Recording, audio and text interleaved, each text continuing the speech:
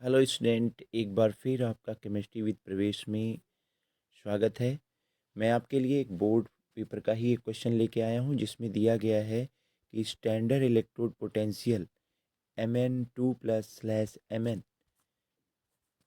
Is more negative highly negative compare to other transition metal. इसके reason क्या हैं? तो देखिए क्या है कि यहाँ पे तो पहले मैंने मेंशन कर दिया है कि अगर मैग्नीज की हम बात करें, Mn का मतलब होता है मैग्नीज। तो इसका जो कॉन्फ़िगरेशन आपको दिखाई दे रहा है वो दिखाई दे रहा है Ar3D54S2। और जब आप यही Mn2+ का देखते हैं तो Mn2+ यानी मैग्नीज जब +2 ऑक्सीडेशन स्टेट में कन्वर्ट हो रहा है तो इसका कॉन्फ़िगरेशन क्या हो जाता है Ar3D5।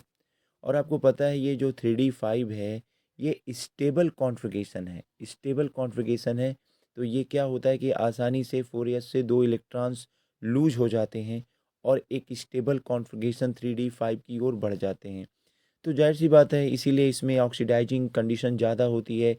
इसीलिए इसके स्टैंडर्ड इलेक्ट्रोड पोटेंशियल का मान भी क्या होता है, वो ज़्यादा निगेटिव होता है, -1.18 होता है। अभी आप एक जनरल ट्रेंड की अगर हम बात करें, थोड़ा सा वापस आते हैं, तो आप ये देखते हैं कि वेनेडियम की अगर हम बात करें तो वेनेडियम का भी स्टैंडर्ड इलेक्ट्रोड पोटेंशियल 1.18 वोल्ट होता है। लेकिन जब हम इस जनरल ट्रेंड को देखते हैं तो ये वैल्यू डिक्रीज होने लगती है, ये वैल्यू डिक्रीज होने लगती है +2 ऑक्सीडेशन स्टेट के लिए।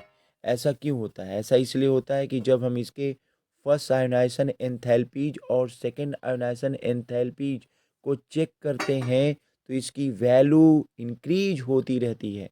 लेकिन जब हमारे पास केस आता है, किसका केस आता है?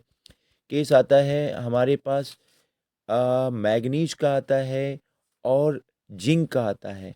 तो आपको ये पता होना चाहिए कि यहाँ पे अचानक ये इंक्रीज कैसे हो जाती है। तो 3D5 कॉन्फ़िगरेशन बनता है किसमें? मैग्नीज में। और जिंक में क्यों ये माइनस हो जाता है?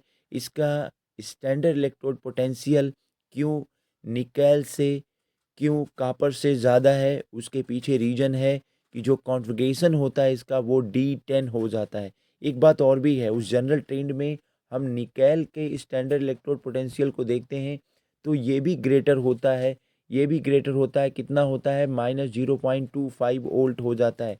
इसके पीछे रीज़न दिया जाता है। क्या रीज़न दिया जाता है?